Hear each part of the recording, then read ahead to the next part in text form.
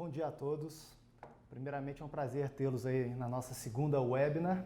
E hoje a gente conta com a participação do Mário Tavernar para a gente falar sobre esse tema que faz parte do nosso cotidiano. Ainda mais acho que para o escritório de advocacia mexendo muito com a parte societária é um tema que deve surgir várias dúvidas aí dos clientes, né, Mário? E na nossa parte das empresas que mexem com a avaliação, também é um tema do nosso dia a dia, né? A gente fala de valor justo desde quando a gente vai iniciar uma empresa, constituir uma empresa, aonde eu vou colocar ali algum imóvel dentro do capital social e eu tenho que valorar, né, esse capital social ao seu valor justo, passando também por operações de dissolução societária, de separação de sócios, entrada de sócios, enfim, mais um tema que o Mário vai poder abordar com maior ênfase aqui e mais também peso também, né, Mário? E também na questão do PPA, né, que foi o nosso último webinar, aonde a gente tem que, quando, né, a aquisição do controle ela é dada através, né, o pagamento é dado através de algum ativo, a gente também, como a gente falou da última vez, a gente tem que fazer a valoração desse ativo ao seu valor justo, né? Então, a contraprestação ao valor justo. Bom, a dinâmica de hoje, a gente está ao vivo e a gente gostaria que vocês participassem com a gente. Então, para ser mais interativo e perguntas e a gente poder respondê-los aí, né, a tudo que a gente conseguir responder, né, Mário? E, eventualmente, depois a gente pode também encaminhar para vocês, vai ser elaborado agora um material sobre o valor justo, vai encaminhar para quem acessou o link e a gente também, outras perguntas, a gente vai estar respondendo para vocês aí, passando. O Mário Tavernar, ele é mestre em Direito Empresarial, professor em Direito Empresarial, autor de vários livros na esfera jurídica e sócio, né, do escritório Tavernar Advogados, né, e um grande parceiro. A gente já fez bastante coisa aí, né, Mário, junto dentro dessa esfera, né? E o que a gente mais vê, né, o que fez a gente fazer esse webinar é que quando a gente está numa discussão com o cliente e aí chega nessa parte de fazer a valoração do ativo, a valoração da cota da ação, e a gente tem os dois lados, vem assim, vem cá, que valor justo é esse, que justiça é essa, que se eu vou fazer o laudo que você me apresentou um ano atrás para um possível venda da empresa, era um valor e era uma metodologia, e hoje que está saindo um sócio meu aqui, é uma outra metodologia, é um outro valor na empresa, né? Que justiça é essa que se aplica na operação, né? E aí a gente tem um CPC específico para poder tratar sobre como chegar nesse valor justo, né? Que é o CPC 46. A primeira coisa que o CPC 46 fala é quando a gente começa a definir o que é valor, né? E aí a gente tem o embate das duas partes, né? Se a gente for fazer a venda de uma empresa, você vai ter uma parte vendedora e vai ter uma parte compradora. As duas pontas vão querer maximizar ali o seu valor, o que eles consideram valor, né? A turma até compara, vamos supor que uma grande empresa internacional queira entrar aqui no Brasil, mas ela já tem fábrica com capacidade de escala grande, né? Com capacidade de entrega grande, já tem ali uma certa posição lá fora, mas não tem exposição no Brasil. E do outro lado você tem aqui um industriário brasileiro que tem uma baita penetração no mercado, um baita market share e também fez nos seus últimos anos ali um investimento pesado no Parque Fabril. Provavelmente para esse empresário brasileiro o valor da empresa vai estar muito atrelado ali no maquinário dele, né? Pô, se eu for vender agora, acabei de investir X milhões no meu maquinário, isso aqui demandou muito tempo, né? E da outra ponta, provavelmente, o investidor ele vai estar, cara, fábrica eu tenho, capacidade de produção eu tenho, se não tiver nenhuma outra questão tributária, né, mas vão superar essa ponta. O que mais vale para mim é a sua marca, é o seu market share, é a sua carteira de clientes, né? E isso vai gerar aquele embate na questão do valor. O CPC 46 ele define o valor justo como sendo o preço recebido pela venda de um ativo ou o preço pago pela transferência de um passivo em uma transação não forçada. Ou seja, a gente considera aí uma transação que não tem aquela urgência de acontecer, né? Uma transação que vem sendo negociada com um certo tempo. E entre participantes do mercado, ou seja, são partes que conseguem entender também o que é o valor ali na empresa, né? Dos ativos daquela empresa.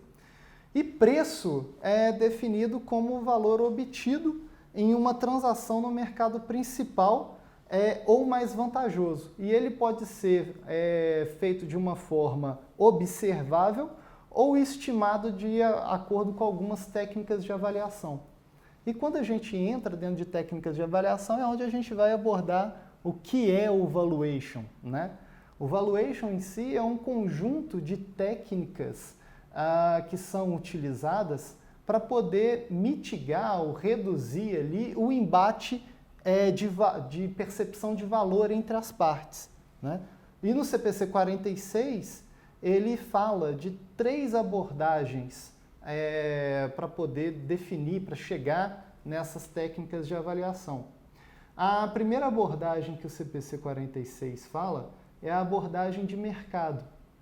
Nessa abordagem de mercado, a gente mostra que o preço do ativo que a gente está colocando, ele vai ser dado por transações comparáveis de mercado, em empresas idênticas, similares, né?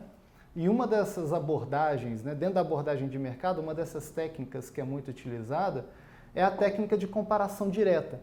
Essa técnica de comparação direta a gente consegue perceber quando a gente vai fazer a avaliação de ativos.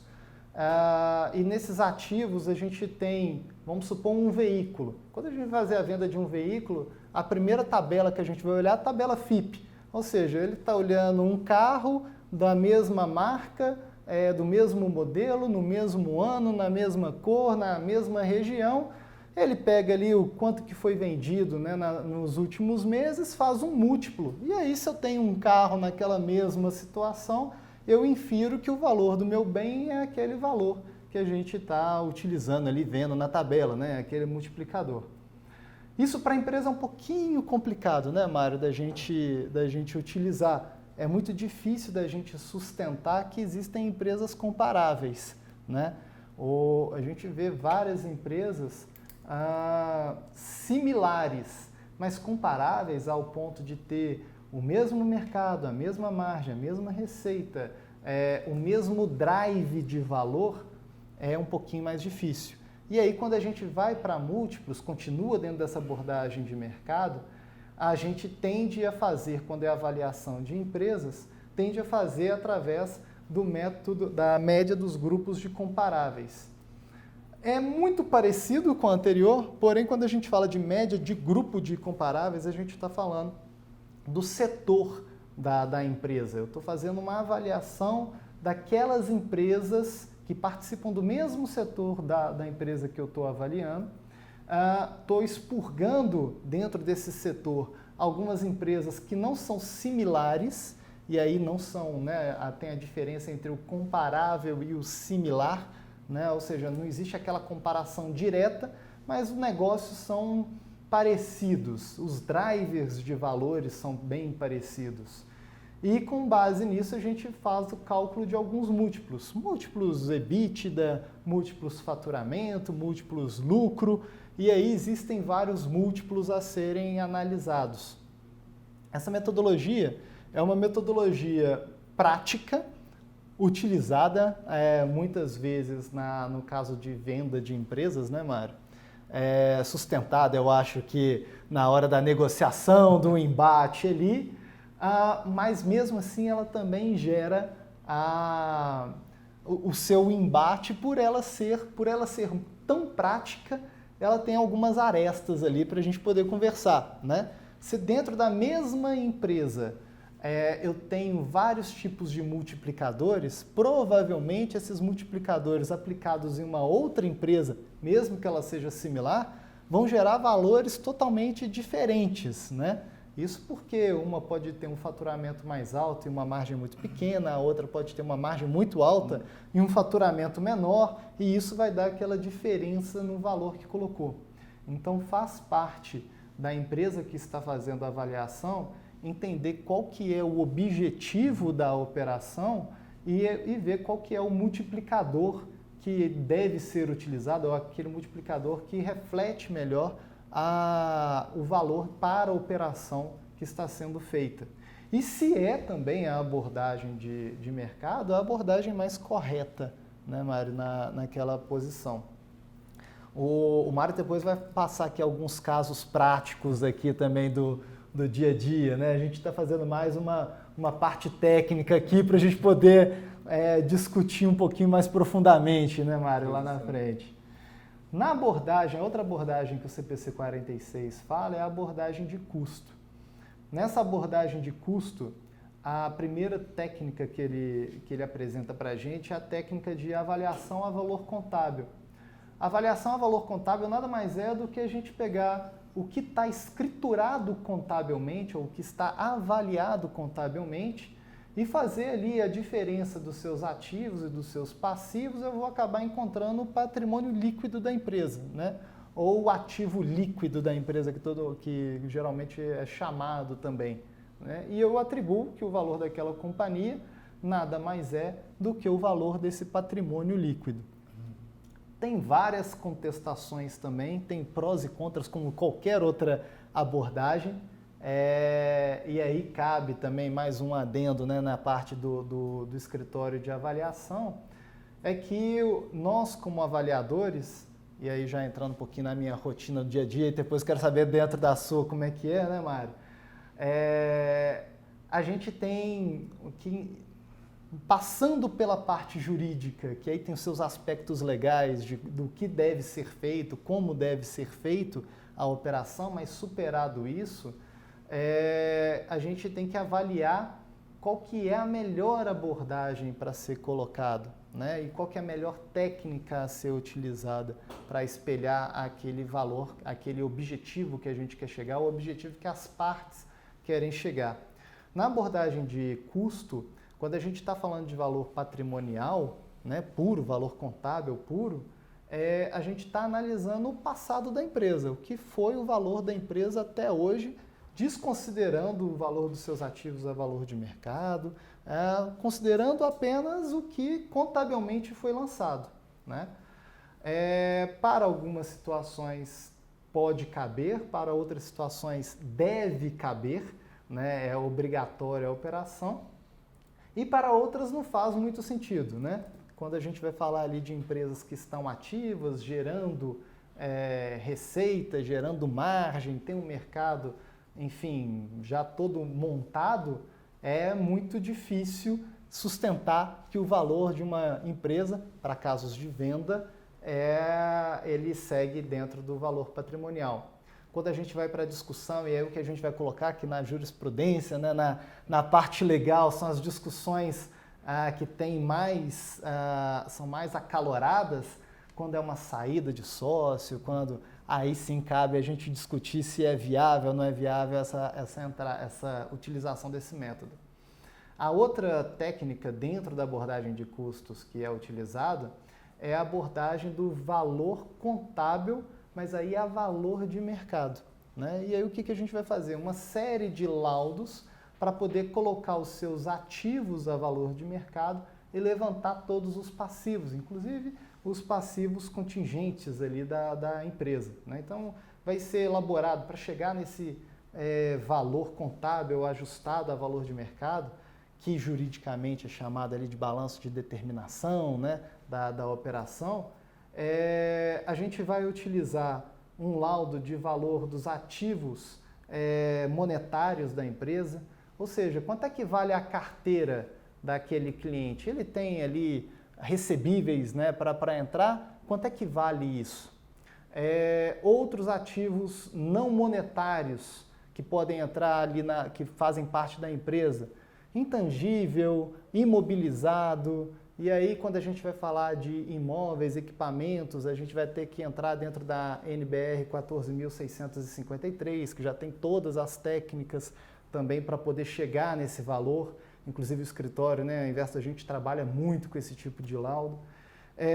E a outro laudo, e aí, Mário, acho que gostaria também de entender mais um pouquinho, que é o laudo de avaliação de contingências. Antes da gente entrar ali na abordagem de receita, mas o laudo de avaliação de contingências é um laudo que vira e mexe a gente está conversando ali com o advogado, porque ele vai fazer a diligência jurídica da empresa e vai mandar ali todos os processos que a empresa está passando, alguns riscos que a empresa tem, e geralmente é feito a classificação, se é provável, né, improvável.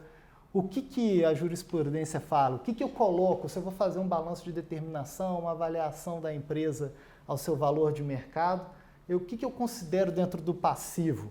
Eu vou julgar ali só o que é provável, mais provável ou não? Como é que qual que é o seu entendimento aí sobre esse assunto, né? Primeiramente, queria agradecer a oportunidade, Garcia, Investo.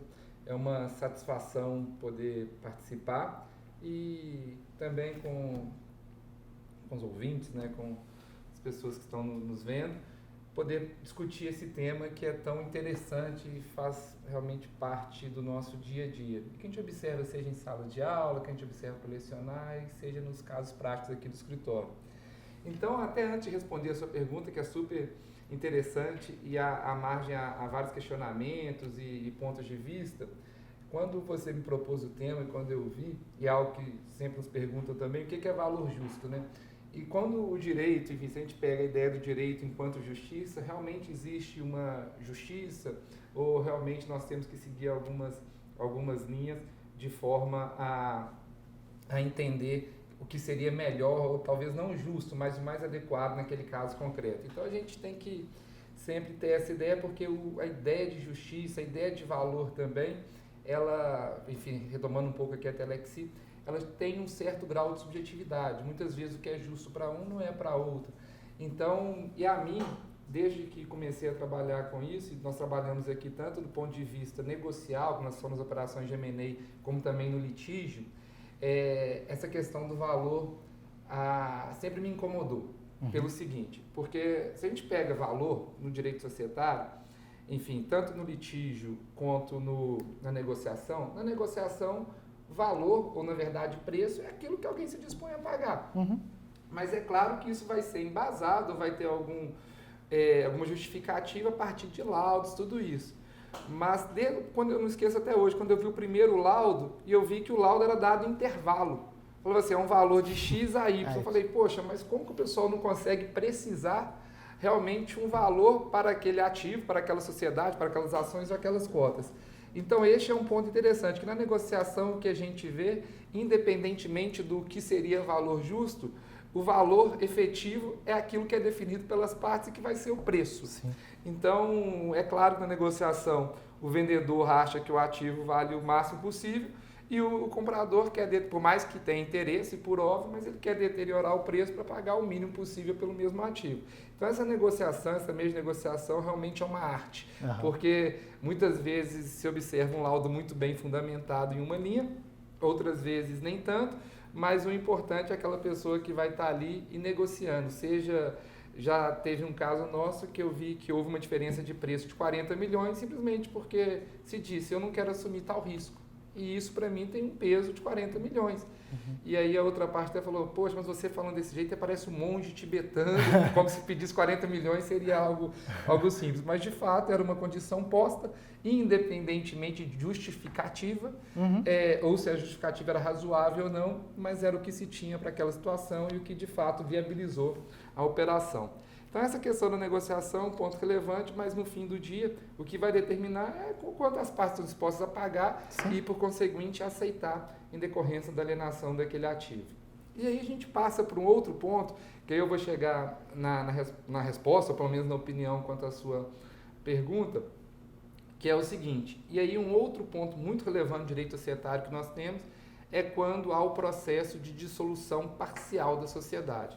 E falo aqui de dissolução parcial enquanto gênero, porque dissolução parcial é sempre que a sociedade se resolve em relação a um sócio, ou seja, há a saída daquele sócio e a sociedade continua a sua vida de forma regular. E esse sócio que sai, ou esse sócio em processo de saída, ele, claro, objetiva ser remunerado, ou ser indenizado, ou ser pago pelo valor que teria direito enquanto sócio daquela sociedade, pelas participações societárias que detinha.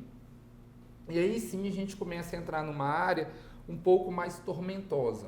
Tormentosa em que sentido? Como se avalia isso? Quais são os critérios? O que é justo? O que não é justo? Então aqui nós temos a ideia muitas vezes de preço e muitas vezes a ideia de valor que nem sempre estão relacionadas. Então, por exemplo, a gente fala de valor. Quando a gente trabalha no valor no direito societário, a priori nós temos 4 formas, inclusive, de tratar valor no âmbito societário. Por exemplo, o mais simples, se a gente pega valor nominal. Valor nominal, ele reflete o valor das cotas ou o valor das ações com base no capital social. É algo muito simples. Se eu tenho um capital social de 1.000, tenho 1.000 cotas, com o mesmo valor, o valor nominal de cada uma delas vai ser R$1. Da mesma forma, as ações, ainda que o valor nominal da ação não seja expresso, eu encontro o valor nominal de cada uma delas por essa divisão pura e simples. Então, este é um ponto. Nós temos o outro também, que é um valor relativamente simples, que é o valor de mercado. Em se tratando de companhias abertas, o valor de mercado daquela ação, basta eu ir no mercado, na B3, ver o valor de negociação dela e vou ter o valor de mercado. A abordagem de mercado e a outra valor nominal dentro da abordagem de custo, ele valor da operação. E daquela até um pouco, e a gente tem uma relação intrínseca com o capital social, que é o valor do capital social. Porque nós vamos ter também, aí que entra um pouco nessa linha, que é a ideia do valor patrimonial. O que seria esse valor patrimonial?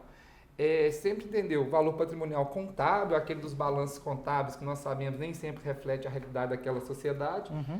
Um exemplo simples e clássico, né? Se eu pego um determinado ativo, deprecio ele de acordo com as normas contábeis em determinado tempo, eu vou encontrar, esse valor pode chegar a 0. Será que de fato um veículo, por mais que esteja 20 anos naquela companhia, ele vale 0?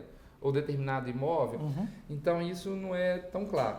E o valor patrimonial contábil, para nós no direito, sempre foi um número também utilizado. É claro que a jurisprudência de um tempo para cá tem relativizado isso, mas era uma informação relevante. E por isso que muitas vezes, inclusive, a gente sempre conta com a ajuda da Investor lá, que é grande parceiro, para nos ajudar a interpretar essas questões e trazer números para essas incógnitas. E é interessante porque essa ideia do número e dessa preocupação que eu sempre tive da imprecisão é algo até incoerente com a nossa profissão, né? Porque no direito a gente não tem muita... Sempre a interpretação, pensa de um jeito, pensa de outro. Eu adoro falar em sala de aula quando o pessoal pergunta, dou duas opções, qual que é a resposta? Então eu adoro falar que depende. Depende porque dela. no direito muitas vezes depende. Verdade. E essa questão da imprecisão do valor nos gera esse questionamento. Então esse valor patrimonial, que aí é o valor patrimonial a contábil ou o valor patrimonial a valor justo ou valor de saída, que é o que nós vamos ter no Código de Processo Civil, que eu vou mencionar daqui a pouco. E, por fim, também o outro critério trazido de forma expressa pela Lei 6.404, na Lei de Sociedade por Ações, é a ideia de valor econômico. O que é valor econômico? Esse, sim, ele se aproxima mais de transações privadas, transações feitas fora do mercado de valores imobiliários. Por exemplo, em determinada operação, uma sociedade vai ser alienada, o controle de uma sociedade vai ser alienado a outra, qual o valor se utiliza? E aí sim que entra essas questões, esse mérito, essa qualidade, essa justificativa para embasar a negociação. E muitas vezes, como você bem disse, Garcia, isso é feito ou pelo fluxo de caixa ou por múltiplos. Só que também isso traz uma subjetividade. Por exemplo, a gente trabalha com a ideia de fluxo de caixa. Eu estou projetando que aquela sociedade nos próximos 10 anos vai crescer X, aí eu coloco essa taxa na perpetuidade, trago a valor presente com uma taxa de desconto. Poxa, tem uma certa imensa subjetividade nisso. Como é que eu trabalho com essa subjetividade no direito, ou muitas vezes o julgador, seja o juiz ou o árbitro, que tem que trazer um número preciso. Ele que tem que decidir, porque eu vou ter basicamente 2 pontos e tem um juiz para trazer um número preciso. Até nessa parte, que aí é a abordagem da receita no CPC 46, né? E aí sim o fluxo de caixa que você está falando que é utilizado. Damodaran ele até fala que além de toda essa questão do embate das partes, o avaliador também ele está sobre alguma pressão no sentido de alguns, ele pode colocar algum viés na hora de analisar aquela empresa e aí na hora do fluxo de caixa isso pode interferir na operação. Ele pode, a quantidade de informações que tem hoje no mercado também, isso pode gerar um dificultador também para o avaliador, porque ele pode chegar a pensar em tanta coisa para poder justificar uma premissa de projeção que você tenha, na verdade, um imbróglio de premissas, de fatores que o que era para ser maximizar, igual a gente começou falando, maximizar as partes observáveis da empresa, eu começo a colocar mais coisas que não são tão observáveis assim, né? E aí eu acabo colocando mais margens para discussão dentro daquele laudo, né? E a outra parte que ele coloca também são através da incerteza que esse analista ele pode ter com relação aos números que estão vindo, ao que ele está analisando. E aí fazendo só um adendo também aqui dentro da parte de avaliações, geralmente os escritórios de avaliação, eles tendem a mapear essas 3 situações para poder mitigar ainda o risco da operação. Mas com certeza o laudo nunca é um valor exato. A gente não está falando de ciência exata, né? Na operação. E é interessante porque isso vai responder, em parte, a sua pergunta, porque ela é impossível ser exata, porque você tem julgamentos quem está fazendo a avaliação. Por exemplo, aí respondendo a questão da contingência, né? Não respondendo, acho que mais problematizando. Então, se a gente pega a contingência, quando a gente está numa operação de M&A, isso é relativamente fácil de ser tratado, porque risco se precifica, incerteza não. Uhum. Então, as partes vão ter, enfim, habilidades e formas de tratar isso. Elas, claro, numa due diligence, vai analisar os processos, o que está contabilizado ou não. Contabilizado, você tem normas próprias do CPC, você tem que contabilizar o que é possível, provável, enfim, o que realmente tem uma chance de mais de 50% de acontecer. Que também tem a sua subjetividade. Sim. Quem consegue dizer no processo judicial que é mais ou menos 50%? Uhum. E aí menos. Então, numa negociação privada entre as partes, você consegue tratar isso de outra forma. Por exemplo, você vai colocar uma conta garantia, uma escro, você vai colocar alguma situação de indenização, a cláusula de indenização imensa, com todos os procedimentos, se acontecer, isso vai pagar dessa forma, garantido daquela outra forma, vou garantir com a própria ação, ou vou ter um earnout, alguma coisa desse tipo. Mitigar o risco, né? Mitigar o risco e organizar isso, e dar tratamento para isso nos próximos anos, muitas vezes atrelado à prescrição de cada eventual dívida ou processo. Uhum. Mas, por outro lado, imagina, tem um processo cujo valor seja 100 milhões.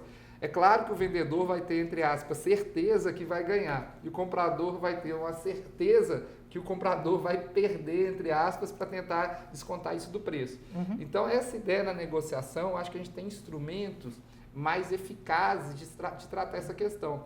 Mas a gente cai no outro ponto. E no litígio? E quando o juiz, o árbitro, tem que definir de forma precisa qual que é o valor? Seria possível, por exemplo, uma sentença falar, olha, é X, mas se tais processos ou tais riscos vierem a performarem, né? Isso vai ser pago? Será que isso é possível? Enfim, então você traz uma certa dúvida e uma certa dificuldade de realmente, entre aspas, se fazer justiça. Porque imagina se define um preço achando que algo é muito improvável de acontecer e, infelizmente, aquele risco se consolida. Então, o ativo, o valor dele, o valor real, ou, entre aspas, não gosto muito da palavra, mas o valor justo, ele tem esse problema. Uhum. Então, aí tem um pouco do trabalho do advogado, porque...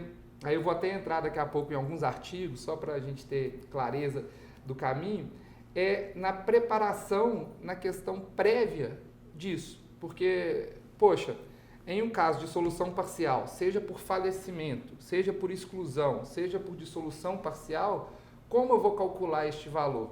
E aí a questão não tem aqui, na minha opinião, o que é justo e o que é injusto. A gente tem critérios livremente pactuados. Então, a partir do momento que nós temos critérios livremente pactuados, as partes de forma livre, se sujeitaram e concordaram com aquilo.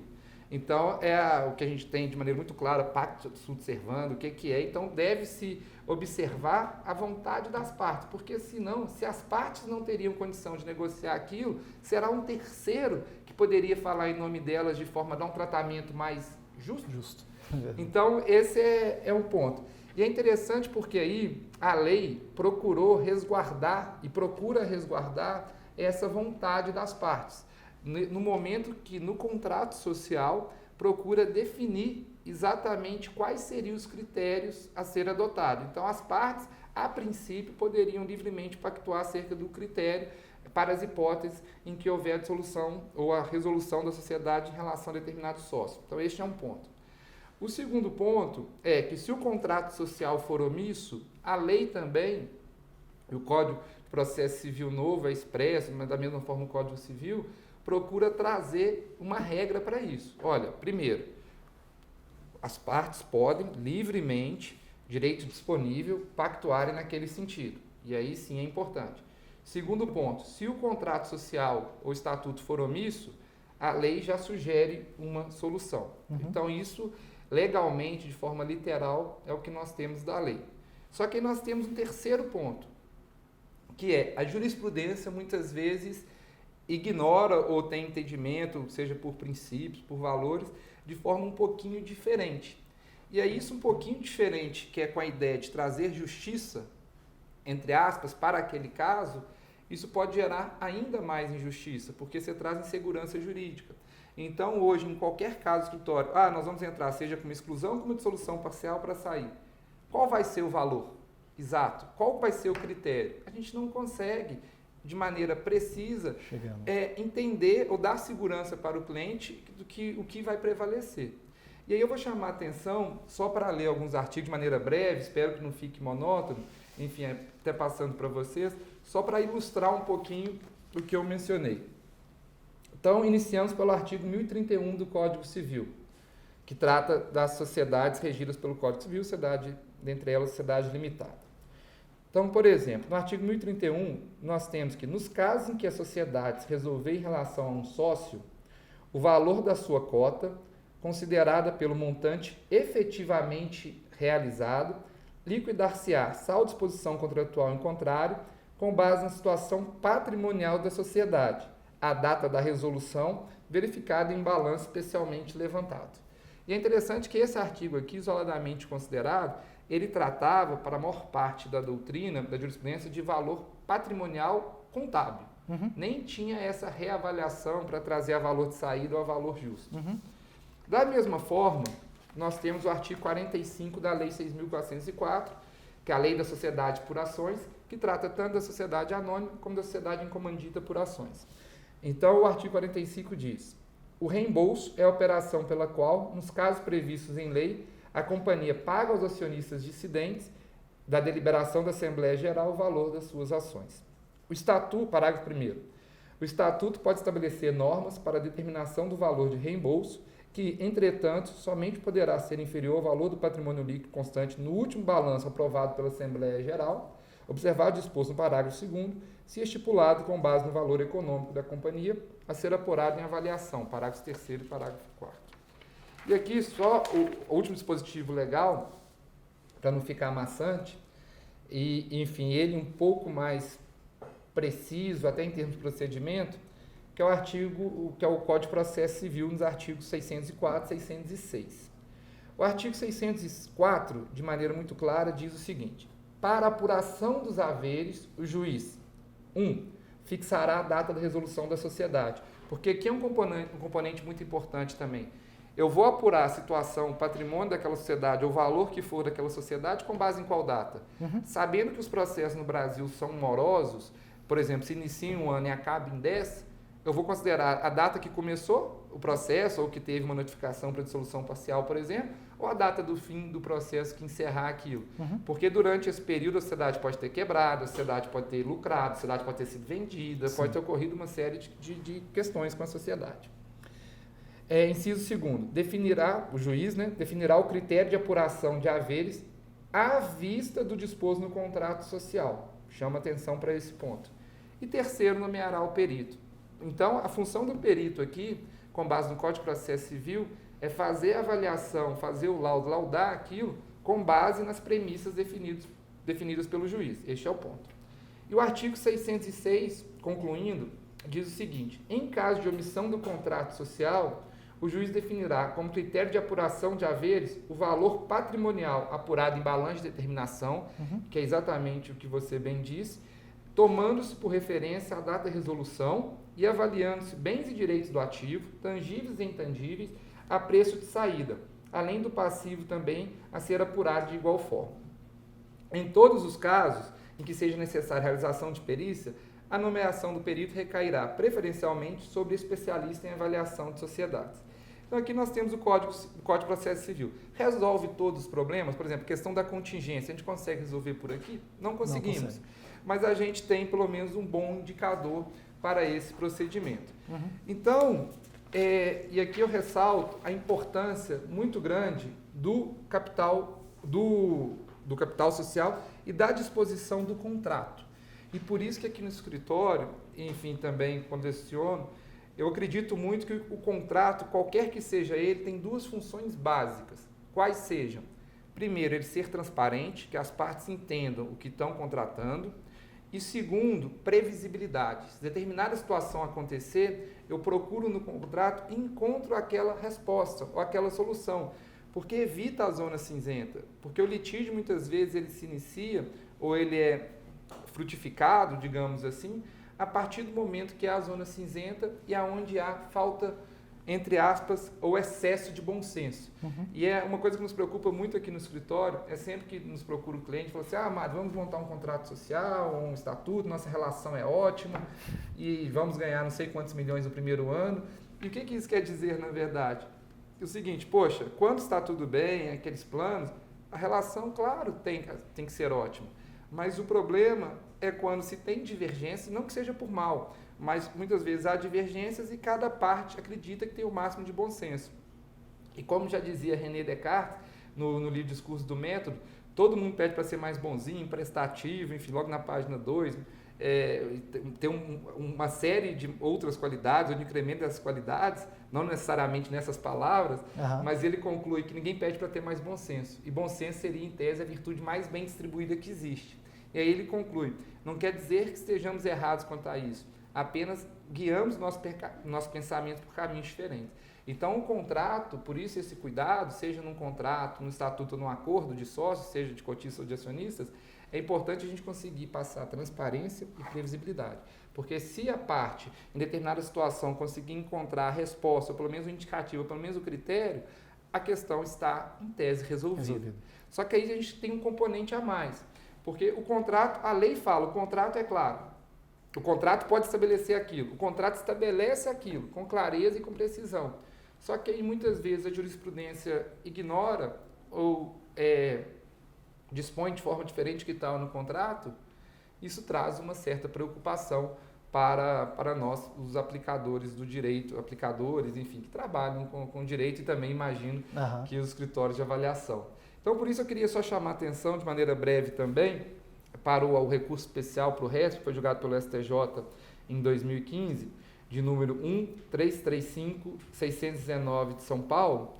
Vou ler só a ementa breve, porque eu acho que faz sentido e mostra essa nossa inquietude ou essa dificuldade que nós temos em planejar a estratégia jurídica diante do caso concreto. Então, a ementa diz o seguinte: direito empresarial, dissolução parcial de sociedade por cotas de responsabilidade limitada, sócio dissidente, critérios para apuração de haveres, balanço de determinação, fluxo de caixa.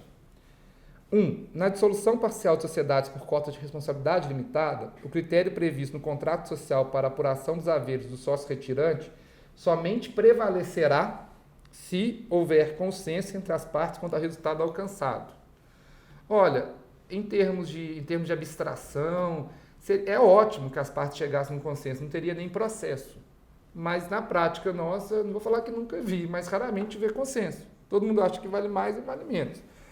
E um acha que vale mais e o outro acha que vale menos. 2. Em caso de dissenso, a jurisprudência superior ao Tribunal de Justiça está consolidada no sentido de que o balanço de determinação é o critério que melhor reflete que melhor reflete o valor patrimonial da empresa. Então, aqui no item 2, balanço de determinação, valor patrimonial. Perfeito. Já o item 3, o fluxo de caixa descontado, por representar a metodologia que melhor revela a situação econômica e a capacidade de geração de riqueza de uma empresa, pode ser aplicado juntamente com o balanço de determinação na apuração dos haveres sócio-dissidente. Ora, o que é balanço de determinação, é fluxo de caixa, então a gente tem uma dificuldade prática, Garcia, que nos preocupa diariamente. Juntar as duas metodologias, né? Chegar no como. E como que eu chego para um cliente, olha, nós vamos seguir este caminho e possivelmente a ideia, a jurisprudência, a doutrina é nesse sentido, a jurisprudência naquele outro, sendo que você tem espaço para essa subjetividade. Sim. Daqui a 5, 10 anos, qual o juiz que vai julgar ou qual o árbitro que vai julgar? Então esse é um ponto interessante e aqui o que eu acho que é válido, até, enfim, eu acho que valeria entrar um pouquinho, é exatamente um pouco do seguinte, poxa, um sócio está insatisfeito, ou acabou a relação entre eles, quer sair da sociedade naquele momento. Vamos supor, dia 20 de maio de 2019, estou insatisfeito hoje, vou sair. Então, perfeito. Então, estou saindo. Qual critério eu vou utilizar para se avaliar a minha participação? Historicamente, porque nós nem tínhamos o procedimento, a ação nominada, né, a ação típica de ação de dissolução parcial, sempre se entendeu que a dissolução parcial era uma forma, um jeitinho que se encontrou pela jurisprudência, de modo a evitar a dissolução total da sociedade. Que faz sentido, até com base no princípio da preservação da empresa. Se um sócio quer continuar e o outro quer sair, por que eu tenho que extinguir a sociedade de forma geral? Que a ação que nós tínhamos no Código de Processo Civil anterior, da década de 40 ainda, era isso. Então, se eu tenho esse sentido, poxa, se ele quer sair e o outro quer continuar, por que extinguir? Não faz sentido. Então, sempre se entendeu que se calculava o valor das cotas daquele que saía como se fosse dissolução total. E aí sim a gente chega no valor patrimonial, a valor de saída, que basicamente era liquidação, apura o ativo, vende, paga o passivo e a pessoa recebe aquilo que teria direito. Então, esse ponto é bem relevante. Porque se eu coloco no fluxo de caixa descontado, no fluxo de caixa descontado eu estou projetando resultados futuros. Estou projetando crescimento, estou projetando resultado futuro, que essa pessoa não participará mais direto ou indiretamente, mas vou pagar a ele no presente. Uma coisa que ele não vai participar mais. E que teria direito, e se a sociedade quebrar daqui a 6 meses, ou se aqueles sócios que ficarem também quiserem sair, quiserem liquidar. Então a gente tem um problema até do conceito de fluxo de caixa e valor patrimonial. Acho que é até legal, a gente está com uma pergunta, e eu acho que dá para a gente já colocar na prática já essa discussão, né? A gente tem uma pergunta seguinte, tem uma empresa de varejo com 2 sócios. O ponto de venda e o nome da empresa são seus diferenciais, porém o imóvel é alugado. Como uma das partes pode comprar a outra neste caso, né? Então, estou entendendo o seguinte, a parte que está nos perguntando, né, deve ser a parte que vai continuar e o que ela está enxergando ali é que o valor da empresa está no nome, no histórico, na capacidade dela de gerar receitas ali na empresa. Do outro lado, eu vou ter o sócio que deve estar falando o seguinte, cara, a gente não tem nenhum patrimônio, nosso imóvel é alugado, né? E aí, onde é que está o valor nessa operação? Né? Tem muita discussão, e aí dentro dessa parte, que é o valor do intangível. O balanço de determinação, ele fala que, e ele é considerado, né, um balanço especial, porque ele não vai ser contabilizado, né, mas ele segue todas as regras contábeis ali para a gente chegar no valor patrimonial. E ele fala no balanço de determinação que é um momento onde eu vou até calcular os ativos intangíveis se estes não estiverem já contabilizados dentro da empresa. E aí que entra a parte lá, né? O fundo de comércio, ele é um ativo intangível? Ele é um ativo intangível válido para o sócio que está saindo da sociedade e que não vai gozar mais desses fluxos de caixa futuro da empresa, né? A marca, ela é também um ativo que vai colocar? A gente vai, aí já até respondendo, e eu queria também saber o que você aí nessa parte, nessa longa trajetória, aí, como é que você julgaria nessa parte? Dentro da Investor, a gente vai até fazer um webinar específico sobre o CPC 04, que é o CPC de intangível. Para cada ativo intangível, existe uma abordagem que a gente vai comentar, uma abordagem de avaliação. Então, se eu vou falar de valor do ponto de venda, ou seja, nada mais, eu estou calculando ali a capacidade que aquele ponto já estabelecido tem de gerar clientes, de trazer clientes ali. Não é crível a gente utilizar uma projeção, ou seja, as partes inferindo que a empresa vai faturar no próximo ano 20% a mais, no outro 30%. A gente até brinca que quando é M&A, existe o efeito da venda, o efeito positivo da venda. Porque a empresa vinha crescendo a 1%, 2% nos últimos 5 anos. No ano que ela vai ser vendida, ela vai crescer 20%, a margem vai aumentar. Acontece de tudo, acontece bastante. Então a gente até brinca, é o efeito. A gente utiliza, neste caso, ponto de venda. A gente olha historicamente o quanto que a empresa vem fazendo, vem gerando de receitas, e aí a gente olha ali como se fosse os lucros excedentes da empresa. Ou seja, se ela estivesse numa outra região, ou se ela fosse comparada com uma empresa concorrente dela, o quanto que ela fatura a mais, ela gera de riqueza a mais em função do lugar que ela está. E aí a gente calcula esse valor, traz a valor presente e a gente chega no valor do intangível. Valor da marca, a gente olha qual que é a média de royalties e coloca. A gente vai abordar com mais profundidade na hora que a gente entrar no CPC 04, que é um tema assim, extremamente mais complexo e interessante da gente colocar. Mas na sua visão, esse caso, como é que a gente... O que seria justo, né? Se é uma limitada, uma SA, o que dá para fazer? Acho que estou entendendo aqui que não teve aquele cuidado no momento da formação da empresa de estabelecer, igual você estava comentando, já estabelecendo no contrato social as cláusulas de saída, né? Como é que vai ser feito, né? Garcia, isso é interessante porque essa pergunta até me deixa satisfeito, porque eu respondo da forma que eu falei que gosto de falar em sala. Depende. E é interessante porque, de fato, depende de muitas questões, né? Porque se a gente pega simplesmente o balanço patrimonial, ainda que no balanço não haverá o imóvel, porque é locado, mas haverá outros ativos e outros passivos, é um ponto. Mas é claro também que parece, à primeira vista, injusto, é aquela pessoa que está deixando, vamos supor, um fluxo grande, por mais que o patrimônio seja baixo, talvez a receita, a margem, o lucro seja alto.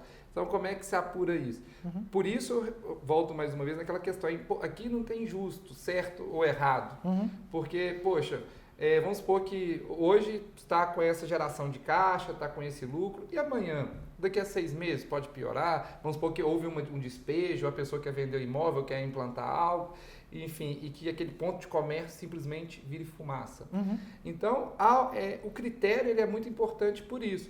Porque, por exemplo, se tivesse alguma empresa, vamos supor, vai receber por mais 2 anos o valor daquele resultado, a depender de alguma coisa, uma espécie de earnout, algo assim, mas é muito difícil se definir isso. Por isso que o critério, quando previamente definido, porque depois é muito difícil. E cada um tem sensação de valor que vai guiar os pensamentos por caminhos completamente diferentes, razoáveis ou não. Uhum.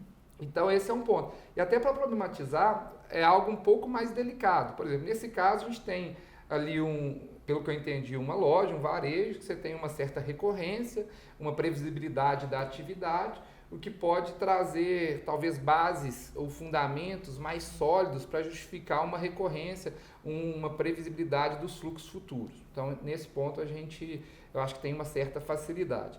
Mas vou te dar um outro exemplo, que para mim, que sempre nos aflige aqui, e a dificuldade que nós temos, seja para colocar em acordo de sócios ou para colocar em contratos, estatutos sociais, que é o seguinte: imagine nós dois, Garcia, constituímos uma sociedade de prestação de serviços. Você, se fosse possível, você na área financeira, eu na área jurídica. Então, nós temos sociedade 50-50%. Nós fazemos o contrato, enfim, estabelecemos nossas responsabilidades. basicamente todos os clientes da área financeira, você que captou e você que exerce aquele serviço, aquela atividade. Tem uma relação de confiança muito grande em relação ao seu serviço. E talvez aquelas pessoas, aqueles clientes daquela área, sejam relacionamentos pessoais ou seu relacionamento pessoal.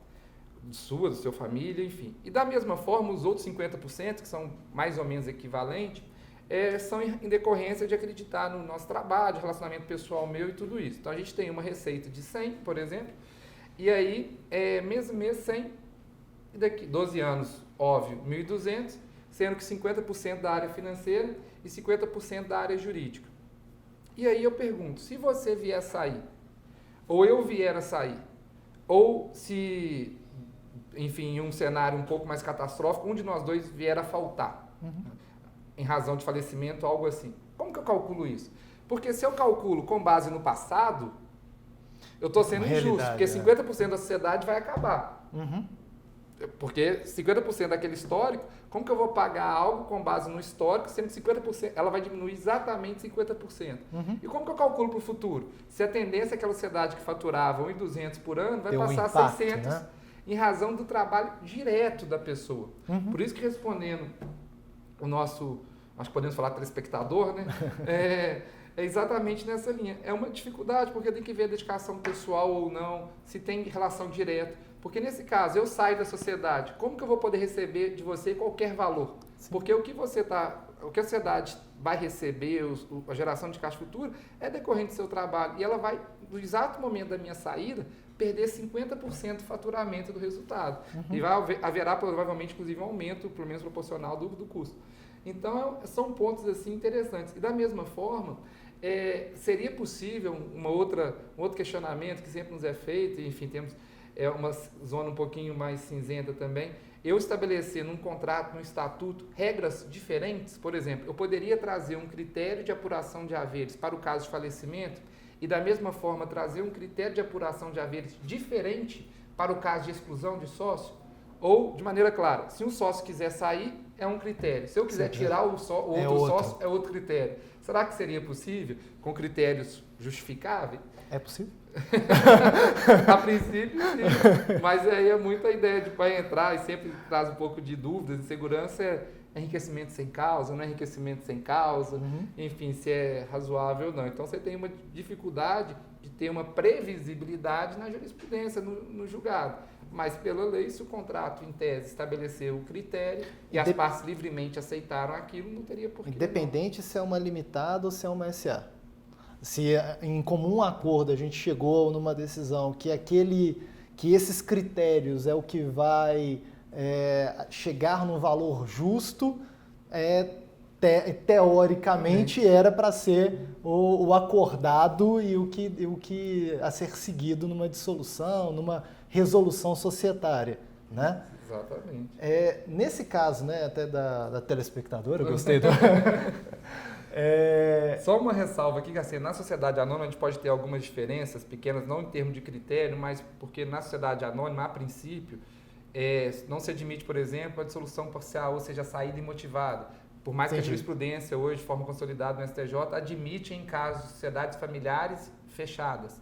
Mas a regra a gente não admite. Em regra também a questão de exclusão em sociedade anônima é um ponto mais delicado do que já é relativamente tranquilo em sociedades limitadas. Inclusive, na sociedade limitada, se tiver previsão no contrato social, pode ser extrajudicial, se não tiver, só judicial. Fazendo essa ressalva, para não ter imprecisão técnica, mas em termos de critério de valor, não acho que faria diferença. Entendi. Mas aí, nesse caso, acho que até o mais aconselhável seria ir pela abordagem do custo, né? Até porque pelo Código Civil já fala, a jurisprudência também fala do balanço de determinação, e num litígio seria, eu acho, o mais provável de ser aceito, né?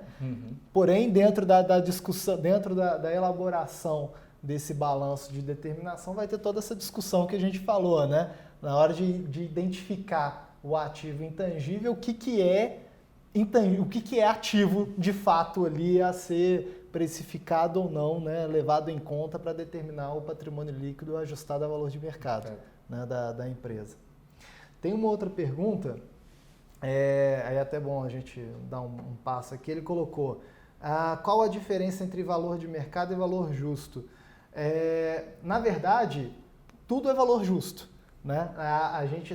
O CPC 46, ele traz 3 abordagens para se chegar no valor justo.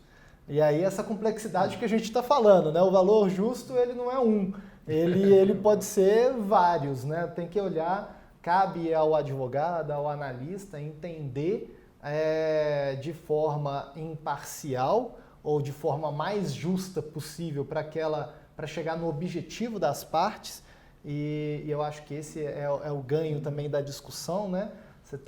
Quando você tem das duas partes, né? Eu estou defendendo uma parte, eu estou defendendo da outra, se os advogados ficarem brigando ali, é uma discussão ad eterno e não chega na parte objetiva, até porque você tem critérios para sustentar os lados, né, Mário? Então, acaba que os advogados, em um determinado momento, eles tendem a convergir, ele me fala se eu estiver falando errado, eles tendem a convergir para uma determinada juízo de valor ali, para chegar na resolução que é o meio termo ali para ambas as partes, né, Mário? Eu tenho até uma ideia, eu sou um pouco mais pragmático nesse sentido, que eu falo assim, valor de mercado é preço, é o que as partes são dispostas a negociar aquele ativo. Tem uma determinada companhia, enfim, dependente de laudo, dependente de precificação de patrimônio, tem um comprador, e no mercado isso fica mais fácil, né? No mercado de valores imobiliários, no mercado de bolsa, se a pessoa está disposta a comprar aquele ativo por 100 e a outra estiver disposta a vender por 100, isso é valor de mercado, várias partes se encontrando. É claro que a gente trabalha com bolsa, mercado organizado, você vai ter o número de transações ali que vai subir ou descer. Então, por exemplo, você pega uma ação da Magazine Luiza, que subiu, salvo engano, mais de 1000% nos últimos tempos. Será que os fundamentos mudaram tanto ou você tem uma expectativa? O valor é preço. Aconteceu, uma companhia perde, a ação da companhia cai 10% no dia. Será que ela perdeu 10% de valor naquele dia? Ou simplesmente é o preço, o valor de mercado que tem mais interessados ou menos interessados? E o mercado também, né, do negócio. Tem uma questão de oferta e demanda. Então, se você tiver mais vendedor do que comprador, ainda que em tese o valor, o que se diga por justo, né, internamente ou em termos de laudo, não varie, mas você tem mais gente querendo vender do que gente querendo comprar, a tendência é que aquele ativo vai ser negociado a preço de mercado por um valor menor, por um preço menor. Então, essa questão de mercado, na minha opinião, eu tenho um viés pragmático. Quanto às partes, o mercado de bolsa isso fica fácil de ver, quando as partes não possam pagar por aquele ativo. É razoável, é justo? As partes que saibam se é ou não. Enfim, as partes chegando nesse termo. E advogado chegar em consenso nem sempre é fácil, não. Inclusive, a gente está numa causa juntos aí que tem anos, né, Mário? É complicado. E na parte também, tem uma outra pergunta aqui, que é quanto tempo se deve fazer a avaliação a valor justo? Do ponto de vista de conflito societário, você indica alguma coisa, Mário, para poder fazer? Não, o que a gente tem que ter, enfim, se vai, por exemplo, valor justo. Valor justo em patrimônio é naquele momento. Enfim, eu tenho que ter uma data base, eu tenho que ter uma referência. Então, eu estou considerando que é a data tal. Se for no processo judicial, numa arbitragem, o juiz ou árbitro vão ter que definir. Se não for, é uma coisa negociada. Eu acho que aquele momento se encerrou a minha relação. Então, tem que ter este ponto. A não ser que você trabalhe no método de fluxo, por exemplo, ou de multa, você vai trabalhar em perpetuidade, você vai trabalhar. É importante você ter um cenário relativamente longo para você fugir de variações pontuais. Por exemplo, é bom 10 anos, 15, 5, não pode ser muito curto, porque senão você vai ficar sujeito a variações muito pontuais e talvez circunstanciais daquele negócio. Quando a gente vai fazer também avaliação aí, não de empresa para fins societários você pode até utilizar o valor justo, a técnica do valuation, até para identificar o que é driver de valor da empresa, o que gera valor para a empresa, e você vai acompanhando ao longo de 1 ano, 2 anos, enfim, coloca. Mas valor justo, quando a gente vai falar de algum ativo específico, dependendo do tamanho da empresa, ele tem que ser feito anualmente para fins de impairment, para ver se perdeu, enfim. Aí entra numa outra discussão. O tema é amplo, como a gente já conseguiu, né? Deu para mostrar aqui, de discussões que se a gente fosse prolongar aqui, né, Mário, a gente passaria a manhã inteira ainda discutindo e ainda ficaria temas para uma próxima webinar, né? Eu acho que essa discussão a gente pode continuar. via chat, né? Vai estar aberto aí para todo mundo e a gente vai respondendo. E depois a gente tem para o próximo webinar, a gente vai começar a falar um pouquinho de cisão e incorporação, que também vai envolver o tal do valor justo na operação. A gente vai contar com o pessoal do Tosini Freire para poder nos dar o suporte jurídico das operações, de como é feito, em qual caso, enfim, trazendo, abrilhantando também, igual o Mário conseguiu abrilhantar mais aqui o nosso webinar, trazendo casos práticos de como é feito, jurisprudências. Mário, agradeço muito, eu acho que foi esclarecedor em alguns pontos e inquietador, acho que em vários. Mas agradeço a sua participação, a sua parceria. Espero poder contá-lo em outros webinars, em próximos webinars. E para vocês, a gente segue com a live, né, em outros webinars. Deixa aberto aqui embaixo o campo para perguntas. E eu e o Mário, a gente vai respondendo. A equipe nossa de marketing também vai encaminhar o material consolidando e falando um pouquinho mais de tudo isso que a gente falou hoje. E também vai organizar as perguntas que vierem para frente para a gente poder responder. Beleza, Rodrigo, eu que agradeço aí pelo convite, queria agradecer muito a oportunidade, todos vocês também que puderam, enfim, tiveram interesse, abriram um tempinho para participar e escutar esse bate-papo, obrigado mesmo. Agradeço muito a Investo pela confiança, pela parceria, aqui também Douglas, Samanta, todo mundo, obrigado, gente. Obrigado, Rodrigo, também Rodrigo Oliveira, também da Investo, grande amigo e parceiro. Muito obrigado mesmo, é uma satisfação. Sempre que precisarem ou que acharem que eu posso contribuir em algo, estou inteiramente à disposição. A gente agradece bastante. Obrigado. Valeu. Obrigado, gente, pela participação. Até o nosso próximo webinar. Tchau.